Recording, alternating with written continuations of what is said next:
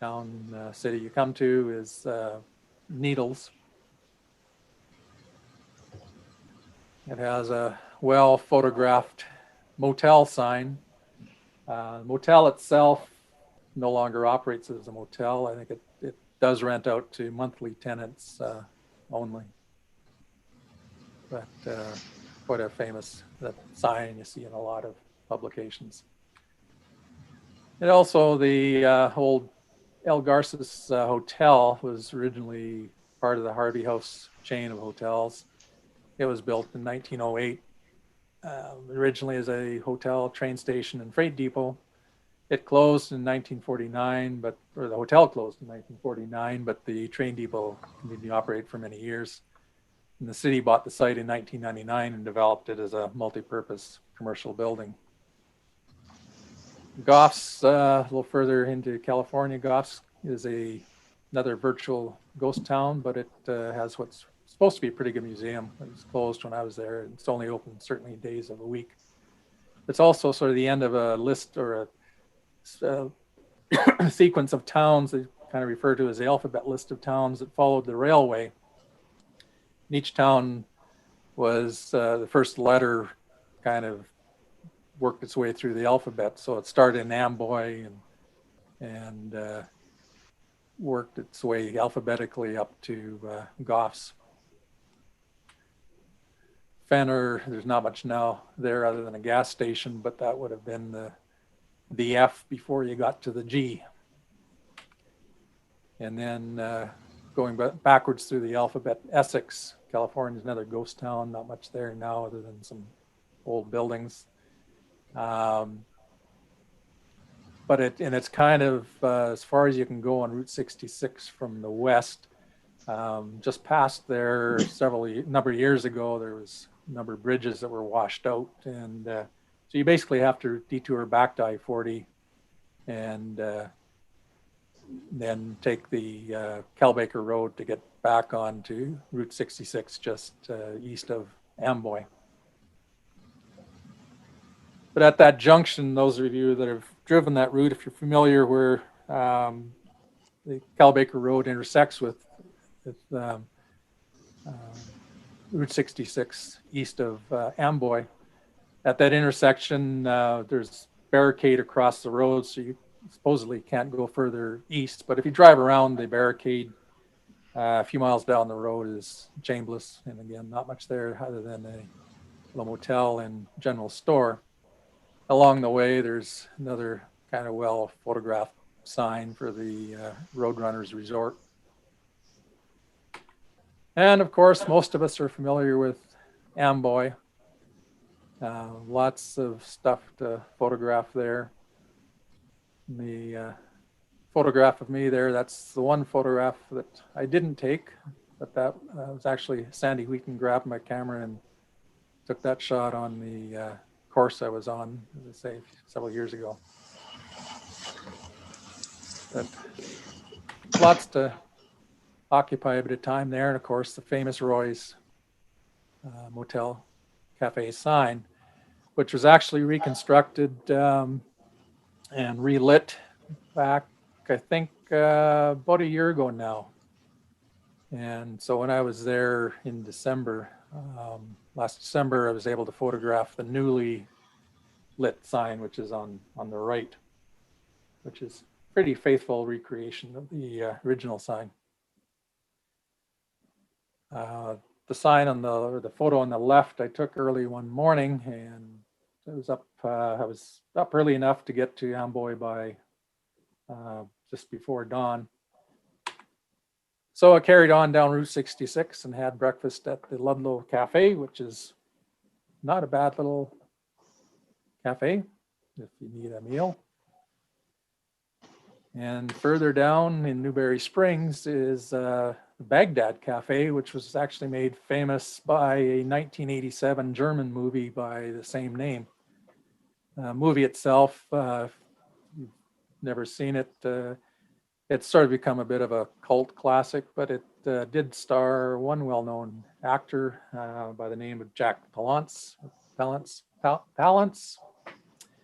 And in the movie, he actually supposedly lived in this little Airstream trailer that's now behind the cafe.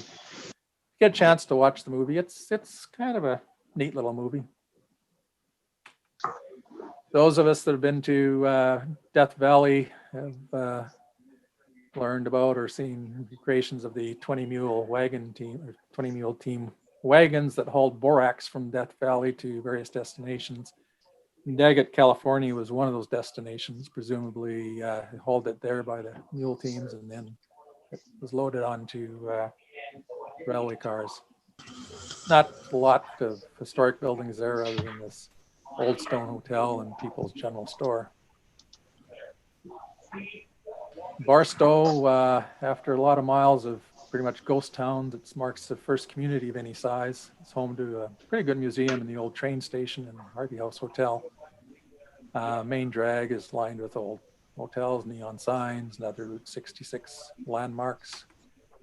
The Route 66 Motel, I've stayed there. It's pretty basic, but it has been restored, and it's very clean and comfortable, but it gives you a bit of a taste of sort of a vintage 1950 type hotel. And of course, the train station, which was former Harvey House Hotel, boasts both a museum and a railway museum. Somewhere apparently you don't want to stay in Barstow is the El Rancho Hotel, but it does have some interesting signs. I think it's primarily occupied by semi-homeless people and drug addicts and everything else. Or at least that's the reputation of it. But I don't think it actually operates as a hotel. I think it's more of a rooming house. Just past Barstow is kind of an interesting art installation, the Bottle Tree Ranch, which is essentially metal poles with bottles attached to them, making them bottle trees. Another little town further along the way, Oro Grande, is got a few interesting curio shops and obviously a pizza parlor with a interesting old van that's been painted up. As you enter Victorville, you come to fairly well-known Cafe Imogene's Hollenberger Cafe. Originally, it was just called the Hollenberger Cafe, and it dates back to 1947. In 1979, Richard Gentry bought the cafe for his wife and renamed it after her. And Richard and Imogene have since passed away, but the cafe is still run by their son and his wife. And apparently, food there is really good. Victorville has a museum, which last I heard was in some financial jeopardy because of pandemic and the loss of tourism. But if it remains open, it's definitely a good little museum. One of the signs inside the museum is this Green Spot Motel. The motel still exists. Again, not somewhere you want to stay. I think, again, it's another sort of rooming house. One place I did stay is the Wigwam Motel in San Bernardino. Each room or each teepee, or they call them wigwams, each teepee is a separate room. This place has been fully renovated. It's very comfortable, very nice in the rooms. And again, kind of a unique Route 66 experience to stay there. Rancho Cucamonga has some interesting signs and a fairly well-known landmark, the Cucamonga service station, which has been restored. And this overpass over the road makes it's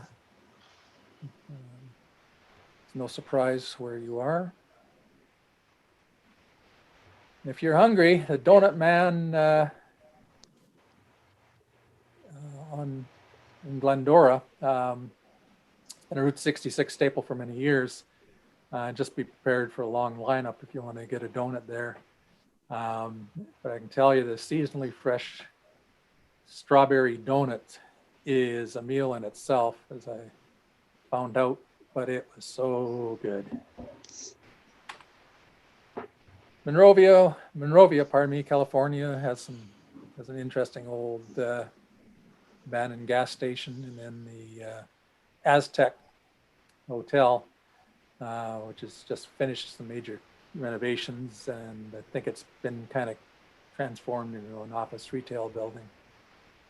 If you want to experience a sort of an old-fashioned soda fountain, Fair Oaks Pharmacy serves up a great sundae. I can attest to that. And finally, the termination is Santa Monica Boulevard. And it's for photographically, it's a great spot if you can, as I did, arrive in the afternoon so you can shoot sunset and then stay overnight and shoot sunrise. And certainly lots of stuff on the pier to photograph. I did spend about 45 minutes the morning I was there. I just stood in one spot, and everybody that came along to take their selfie or take a photo of their friends or their spouse or whatever in front of the end of the trail sign, as they were taking their own photos, I just stood there and took a photo of everybody that was doing this, and then just kind of made this collage of it. It's amazing. It's pretty much nonstop people that stop at the sign to take their photograph. Kind of fun.